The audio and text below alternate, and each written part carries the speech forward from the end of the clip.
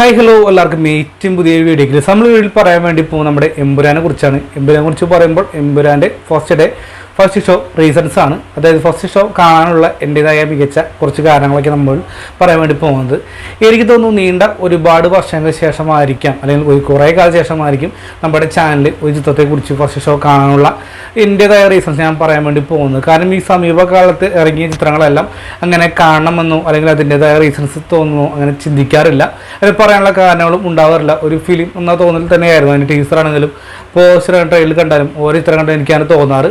പക്ഷെ നമ്മൾ കുറച്ച് നാളുകൾ മുമ്പ് ലാസ്റ്റ് എനിക്ക് തോന്നുന്നു കിങ് ഓഫ് കൊത്ത, അതുപോലെ തന്നെ RDX, ബോക്സ് ആൻഡ് കോ, അങ്ങനെ ഒരുപാട് ചിത്രങ്ങൾ ചെയ്തിരുന്നു. പക്ഷെ അത് ട്രെയിലറിലെല്ലാം നമുക്ക് പ്രതീക്ഷ സമ്മാനിച്ചതെങ്കിൽ പോലും തിയേറ്ററിൽ വന്നപ്പോൾ നിരാശയും സമ്മാനിച്ചു പകുതി മുക്കാൽ ചിത്രങ്ങളും. എങ്കിലും നമുക്ക് എന്താ പറയുക, ഒരു സിനിമാ പ്രേമി എന്ന നിലയ്ക്ക് അല്ലെങ്കിൽ റിവ്യൂവർ എന്ന നിലയ്ക്ക് നമുക്ക് കാണാൻ ഉള്ള ഒരുപാട് ആകാംക്ഷ ഉണ്ടാവും. ഏത് ചിത്രമാണ് തൻ്റെ ഇഷ്ടനട ചിത്രമാണെങ്കിൽ അതിലേറെ സന്തോഷം തന്നെയാണ്. അപ്പം നമുക്ക് എന്താ പറയുക, എമ്പുരാനെ കുറിച്ചുള്ള റീസൺസിലേക്ക് അധികം സമയങ്ങളെ കിടക്കാം. റീസൺസ് നോക്കുമ്പോൾ ഇത് വലിയൊരു താരനിരയിൽ വരുന്ന ചിത്രം തന്നെയാണ്. നമ്മുടെ സ്വന്തം ലാലേട്ടൻ പ്രത്യാസുകുമാരൻ നടനിൽ നിന്നും ഡയറക്ടർ ആവുന്നു. മുരളി ഗോപിയുടെ തിരക്കഥ, ഇവരെ കൂടാതെ മഞ്ജു വാര്യർ, ടോവിനോ തോമസ്, കലാഭൻ ഷാജു, ബാക്കി ഒരുപാട് താരനിരയുള്ള വലിയ ബഡ്ജറ്റിൽ വന്ന ചിത്രം തന്നെയാണ് എമ്പുരാൻ എന്ന് പറയുന്ന മൂവി. അപ്പോൾ എമ്പുരാൻ എൻ്റേതായ ഒരു സിനിമാ പ്രേമി അല്ലെങ്കിൽ മോഹൻലാൽ ആരാധകൻ എന്ന നിലയ്ക്ക് എമ്പുരാനെ കുറിച്ച് റീസൺസ് നമ്മൾ പറയുന്നുണ്ട്. ഇതിലെന്തെങ്കിലും കാരണങ്ങൾ വിട്ടുപോയി അല്ലെങ്കിൽ അതേപോലത്തെ കാരണങ്ങൾ തന്നെയാണ് നിങ്ങൾക്കും കാത്തിരുന്നെങ്കിൽ എന്നാൽ കമൻറ്റ് ബോക്സിൽ രേഖപ്പെടുത്തുക. എമ്പുരാനെ കുറിച്ച് എന്താണ് പറയുകയെന്ന് വെച്ച് കഴിഞ്ഞാൽ, അതായത് ലക്ഷക്കണക്കിന് ആളുകൾ കാണാൻ വേണ്ടി കാത്തിരിക്കുന്ന വലിയ ബഡ്ജറ്റിൽ വരുന്ന അല്ലെങ്കിൽ എന്താ പറയുക ഒരു വലിയ സിനിമ തന്നെയാണ് എമ്പുരാൻ. ഒരു പാൻ റിലീസ് തന്നെയാണ്. മലയാളത്തിന് പുറമെയായി തമിഴ്, തെലുങ്ക്, ഹിന്ദി, കന്നഡ ഭാഷകളൊക്കെ ഒരേ സമയം റിലീസ് ചെയ്യുന്ന ഒരു പാൻ ഇന്ത്യൻ സിനിമ, അല്ലെങ്കിൽ അതിനേക്കാൾ ഉപരി പ്രൊമോഷൻ ഡിസ്ട്രിബ്യൂഷൻസ് എല്ലാം വലിയ തുകയ്ക്ക് വിറ്റ് പോയിട്ടുള്ള ഒരു ചിത്രം തന്നെയാണ് എമ്പുരാൻ. അതുപോലെ തന്നെ ബുക്ക് മൈ ഷോ അടക്കം ഒരു ദിവസം സംഭിച്ചു പോയെങ്കിൽ നോക്കുക ആ പടത്തിൻ്റെ റേഞ്ച് എന്താവുന്നു. കാരണം അത്രയേറെ പേർ കാത്തിരിക്കുന്നു. ഈ നമ്മുടെ ഈദുമായി ബന്ധപ്പെട്ട് ഒരു ക്ലാഷ് റിലീസിന് ഒരുങ്ങുന്ന വലിയ ബഡ്ജറ്റിൽ വരുന്ന മലയാളത്തിൻ്റെ ഒരു പക്ഷേ നമുക്ക് അഭിമാനിക്കാൻ കഴിയുന്ന നല്ല ഗംഭീരമായിട്ടുള്ള ചിത്രം തോന്നിയ തരത്തിൽ തന്നെയാണ് എമ്പുരാൻ്റെ ടിക്കറ്റ് എല്ലാം വിറ്റ് പോയതും. പല റെക്കോർഡ് പ്രൈസിൽ ഏകദേശം 60 കോടിക്ക് മുകളിലാണ്. എനിക്ക് തോന്നുന്നു റിലീസിന് മുമ്പ് തന്നെ 60 കോടി കിട്ടിയ ഒരു ചിത്രം എമ്പുരാനായിരിക്കും. ഇപ്പോൾ ഫസ്റ്റ് ഷോ റെക്കോർഡ് തന്നെയായിരിക്കും ബ്രേക്ക് ചെയ്യാൻ പോകുന്നുണ്ടാവുക. നമുക്ക് എന്തായാലും റീസൺസിൽ കിടക്കാം. ഒന്നാമത്തെ റീസൺ എന്ന് പറയുമ്പോൾ ലൂസിഫർ എന്ന് പറയുന്ന ഒരു ഫിലിമാണ്. ലൂസിഫർ കണ്ട് ഇറങ്ങിയിട്ടുള്ള ഓരോ വ്യക്തികൾ അല്ലെങ്കിൽ ഓരോ പ്രേക്ഷകർക്കും എന്താ പറയുക, ആ പടം നൽകുന്ന ഒരു വാവ് ഫാക്ടർ ഉണ്ട്. കാരണം തുടക്കം തൊട്ടും ഒടുക്കം വരും സ്റ്റീഫൻ നെടുമ്പള്ളി എന്ന് പറയുന്ന മോഹൻലാൽ അവതരിപ്പിക്കുന്ന സ്റ്റീഫൻ ചായൻ്റെ ഒരു രാഷ്ട്രീയക്കാരൻ്റെ ഒരു കഥാപാത്രം. തീർച്ചയായിട്ടും ആ വെള്ളം മുണ്ട് ഷർട്ടും ലാലേട്ടനെ വരുന്ന ഇൻട്രോ സീൻസും അല്ലെങ്കിൽ ഗംഭീരം തന്നെയാണ്. ഒരു ഇമോഷണൽ ആണെങ്കിൽ പല സീൻസും കാണിച്ചാൻ സാധിച്ചിരുന്നു. പ്രത്യേകിച്ച് എന്താ പറയുക, ക്ലൈമാക്സിനൊക്കെ തീർച്ചയായിട്ടും നമ്മൾ ഞെട്ടിച്ച് തിയേറ്റർ പൂരപ്പുറമ്പാക്കിയ ഒരവസ്ഥ തന്നെയായിരുന്നു ആ സീനൊക്കെ കണ്ടപ്പോഴും. അപ്പോൾ എമ്പുരാൻ എന്താ പറയുക, എമ്പുരാൻ വേണ്ടി കാത്തിരിക്കുമ്പോൾ ഒന്നാമത്തെ റീസൺ എനിക്ക് പറയാം ലൂസിഫർ എന്ന് പറയുന്ന ഒരു ഫാക്ടർ തന്നെയാണ്. ലൂസിഫറിൻ്റെ എന്താ പറയുക, ക്ലൈമാക്സിന് എപ്പോൾ ടി വിയിൽ വന്നാൽ പോലും റിപ്പീറ്റീവാലെന്ന് തോന്നിപ്പിക്കുന്ന ഒരു ചിത്രം തന്നെയാണ് ലൂസിഫർ. അപ്പോൾ രണ്ടാം ഭാഗം വരുമ്പോൾ ആ ജനങ്ങളിലേക്കുള്ള ഒരു പടത്തോടുള്ള ഒരു ഇഷ്ടം, അല്ലെങ്കിൽ മോഹൻലാൽ എന്ന് പറയുന്ന നടനോടുള്ള ഒരു ഇഷ്ടമുണ്ട്. അത് തന്നെയാണ് എമ്പുരാൻ്റെ ബുക്ക് മൈ ഷോയിൽ വന്നപ്പോൾ ടിക്കറ്റ് എല്ലാം എന്താ പറയുക സ്തംഭിച്ചു പോയൊരവസ്ഥ തന്നെയാണ് കാണാൻ ഇടയായത്. അപ്പോൾ ഒന്നാമത്തെ റീസൺ നമ്മൾ എവിടെയും ഉറച്ചു നിൽക്കുന്ന ഒരു കാര്യം എന്താണെന്ന് വെച്ച് കഴിഞ്ഞാൽ ലൂസിഫർ എന്ന് പറഞ്ഞത് അതിന് രണ്ടാം ഭാഗം ആയതുകൊണ്ട് തന്നെയാണ്. രണ്ടാമത്തെ റീസൺ നോക്കിക്കഴിഞ്ഞാൽ എന്താ പറയുക, പ്രത്യാസുകുമാരൻ എന്ന് പറയുന്ന ഡയറക്ടറുള്ള വിശ്വാസം. തീർച്ചയായിട്ടും അദ്ദേഹം നമ്മൾ ഒരിക്കലും നിരാശപ്പെടുത്തിയിട്ടുള്ള 3 ചിത്രങ്ങളെ സമ്മാനിച്ചിട്ടുള്ളൂ. ഒന്നാം ചിത്രം ലൂസിഫർ ആയിരുന്നു, രണ്ടാമത്തെ ചിത്രം ബ്രോഡാഡിയാണ്, മൂന്നാമത്തെ L2 ആണ് വരാൻ വേണ്ടി പോകുന്നത്. അപ്പോൾ ഈ 2 ചിത്രം എടുത്ത് നോക്കിക്കഴിഞ്ഞാൽ മോഹൻലാൽ എന്ന് പറയുന്ന അതിന് വേണ്ടുള്ള സ്പേസും കൊടുത്തിട്ടുണ്ട്. നമുക്ക് അദ്ദേഹത്തിൻ്റെ ഒരു സിനിമാ പ്രേമിയ ഉപരി അല്ലെങ്കിൽ മോഹൻലാൽ ആരാധകർക്ക് ഒട്ടും തന്നെ നിരാശ സമ്മാനിക്കുന്നത് മോഹൻലാൽ എന്ന് പറയുന്ന നടനെ വേണ്ട രീതിയിൽ പ്രസൻറ്റ് ചെയ്യാൻ പൃഥ്വിരാജിന് കഴിഞ്ഞിട്ടുണ്ട്. അത് തന്നെയാണ്. അപ്പോൾ അദ്ദേഹത്തിനോടുള്ള ഒരു വിശ്വാസമുണ്ട്. ഇപ്പോൾ തന്നെ അതിനേക്കാൾ ഉപരി നമ്മൾ കിടക്കുമ്പോൾ ടീസറാണെങ്കിലും ട്രെയിലറൊക്കെയാണ് വളരെ ഇമ്പോർട്ടൻസ് കൊടുത്തിരുന്നു. അപ്പോൾ ഇവരെ തന്നെ പുറത്തു വിടാത്ത ഒരുപാട് കാര്യങ്ങൾ, പടത്തിൽ ഒരുപാട് ക്യാമിയ റോൾസ് വരുന്ന ഒരുപാട് റിപ്പോർട്ടുകൾ പുറത്തു വന്നിരുന്നു. അവർ തന്നെ പറഞ്ഞിരുന്നു. പക്ഷെ അതൊന്നും ഇപ്പോൾ പറയില്ല. നമ്മളെന്തായാലും 27-ാം തീയതി റിലീസ് ചെയ്യുന്ന സമയത്ത് അറിഞ്ഞാൽ മതി. കാരണം അതാണ് അതിൻ്റെ ഒരു രീതി അല്ലെങ്കിൽ ഒരു ഇത് എന്ന് തന്നെ പറഞ്ഞിരുന്നു.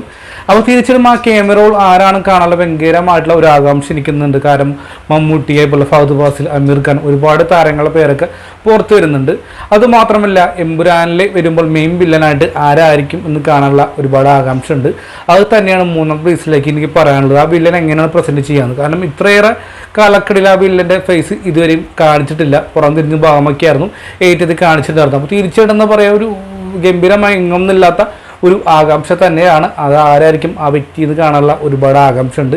അല്ലെങ്കിൽ ആ വ്യക്തിയെ ഒരു പക്ഷേ ഇപ്പോൾ 2 ദിവസത്തിനുള്ളിൽ പുറത്ത് വന്നേക്കാമെങ്കിൽ പോലും എങ്ങനെയായിരിക്കും ആ വ്യക്തിയുടെ പ്രകടനം, ആരായിരിക്കും, ഒരു ഇന്ത്യൻ നടനാണോ അല്ലെങ്കിൽ എന്താ പറയുക ഒരു പാൻ റിച്ച് കിട്ടാൻ വേണ്ടി പോകുന്ന ഒരു നടനാണോ എന്നൊക്കെ കാണാനുള്ള ഒരു ആകാംക്ഷ തന്നെയാണ് റീസൺസിൽ പറയാൻ വേണ്ടി പോകുന്നത്. പിന്നെ മറ്റുള്ള കാശി നോക്കി കഴിഞ്ഞാൽ മോഹൻലാൽ എന്ന് പറയുന്ന നടൻ്റെ 2 ഗെറ്റപ്പിൽ വരുന്നുണ്ട്. സ്റ്റീഫൻ നെടുമ്പള്ളി, ഖുറൈഷി എബ്രാഹിം എന്ന് പറയുന്ന ഒരു കഥാപാത്രം. തീർച്ചയായിട്ടും ഖുറൈഷി എബ്രാഹിമിൻ്റെ കഥയായിരിക്കും. അയാൾ എങ്ങനെയാണ് രാഷ്ട്രീയത്തിൽ വന്നത്, സ്റ്റീഫൻ ആകുന്നതിന് മുമ്പ് എന്തായിരിക്കും സംഭവിച്ചു പോകുന്നുള്ള കാര്യങ്ങൾ വ്യക്തമായി പറയുന്നുണ്ട്. പൃഥ്വിരാജ് അവതരിപ്പിക്കുന്ന സായിദ് മസൂദ് എന്ന് പറയുന്ന ആ കഥാപാത്രം എങ്ങനെയാണ് ഖുറൈഷിയുടെ അടുത്ത് എത്തിയത്, എങ്കിൽ അവർ തമ്മിലുള്ള ബന്ധം എന്താണ്, ബോണ്ട് എന്താണെന്ന് കാര്യങ്ങൾ പറയുന്നു. മുന്നേ തന്നെ അതുപോലെ തന്നെ ടോവിനോ തോമസ് ഇതിൽ നെഗറ്റീവ് ഷെയ്ഡുള്ള കഥാപാത്രമാണെന്ന് വ്യക്തമാക്കി തരുന്ന ട്രെയിലറിൽ തന്നെ വ്യക്തമാണ്. കാരണം സ്റ്റീഫൻ നമ്മളറിയാത്ത ഒരുപാട് കഥകളുണ്ട്, അത് കണ്ടുപിടിക്കുന്നു പറയുന്നുണ്ട് ട്രെയിലറിൽ തന്നെ. കാരണം ആ ട്രെയിലർ നല്ല രീതിയിൽ തന്നെ കട്ട്സൊക്കെ ഗംഭീരമായി തന്നെയാണ് പുറക്കിട്ടാൻ ശ്രമിച്ചിട്ടുള്ളത്. അത് നല്ല രീതിയിൽ തന്നെയാണ് എനിക്ക് തോന്നുന്നു. അപ്പോൾ പലർക്കും ചില ഡൗട്ടുണ്ട്, ടോവിനോ നല്ലവനോ അതോ വില്ലനെന്ന്. എനിക്ക് തോന്നുന്നു ഏകദേശം കണ്ടപ്പോൾ എനിക്ക് തോന്നുന്നു ഒരു നെഗറ്റീവ് ഷെയ്ഡുള്ള ഒരു വില്ലൻ കഥാപാത്രം തന്നെയായിരിക്കും ടോവിനോ. അതൊരു 99% ഉറപ്പ് തന്നെയാണ്. കാരണം അദ്ദേഹത്തിൻ്റെ ഷർട്ടാണെങ്കിൽ കളർ ഗ്രേഡിങ് അങ്ങനെ തന്നെയാണ്. പിന്നെ മഞ്ജുവാൽ സ്ഥിരം വരുന്ന പാറ്റിനെ പോലുള്ള ഒരു കഥാപാത്രം തന്നെയായിരിക്കും കഴിഞ്ഞ നമ്മുടെ ലൂസിഫറിൽ ഏഡിച്ചത് പോയിട്ടുള്ള ഒരു കഥാപാത്രം തന്നെയായിരിക്കും വരാൻ വേണ്ടി പോകുന്നുണ്ടാവുക. അതേപോലെ സുരാജ് വെഞ്ഞാറമൂട് വരുന്നത് ഒരു രാഷ്ട്രീയക്കാരനായിട്ട് വരാൻ വേണ്ടി പോകുന്നത്. ബാക്കി നമുക്ക് പരിചയമില്ലാത്ത അല്ലെങ്കിൽ നമുക്ക് എന്താ പറയുക ഇതിൽ മലയാളത്തിൽ നിന്നും പുറത്തുനിന്നുള്ള ഒരുപാട് താരങ്ങൾ വരുന്ന ഒരു വലിയ ബഡ്ജറ്റിൽ വരുന്ന ചിത്രം തന്നെയാണ്.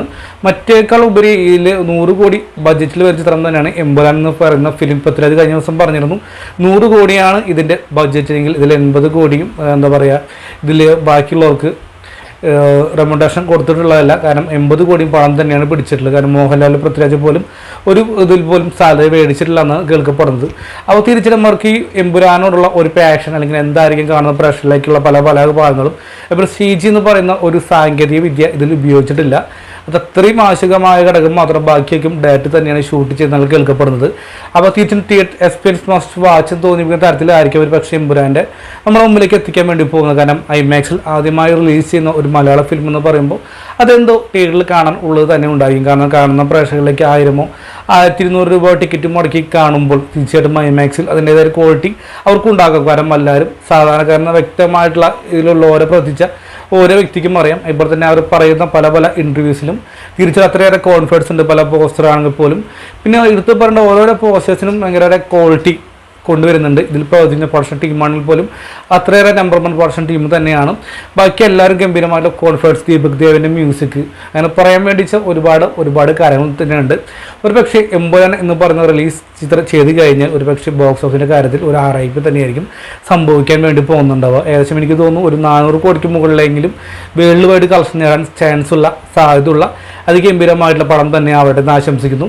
അപ്പോൾ ഇത്തരം റീസൺസാണ് എനിക്ക് എമ്പുരാൻ്റെ ഫസ്റ്റ് ഷോ റീസൺസ് പറയാനുള്ളത്. അപ്പോൾ ഈ വീഡിയോ ഇഷ്ടപ്പെട്ട് കഴിഞ്ഞാൽ എന്നത്തെ പോലെ തന്നെ ലൈക്ക്, ഷെയർ, സബ്സ്ക്രൈബ് പരിഗണിക്കുക. എമ്പുരാൻ നിങ്ങൾ ഫസ്റ്റ് ഷോ കാണുന്ന ആളാണോ, ടിക്കറ്റ് എടുത്തോ എന്ന് എന്തായാലും കമൻറ്റ് ബോക്സ് രേഖപ്പെടുത്തുക. ഞാൻ എന്തായാലും ഫസ്റ്റ് ഷോ 6 മണിക്ക് തന്നെ കാണും, ടിക്കറ്റ് ബുക്ക് ചെയ്തിട്ടുണ്ട്. അപ്പോൾ വീഡിയോ ഇഷ്ടപ്പെട്ട് കഴിഞ്ഞാൽ ഒന്ന് സപ്പോർട്ട് ചെയ്യായിരിക്കും. ബൈ.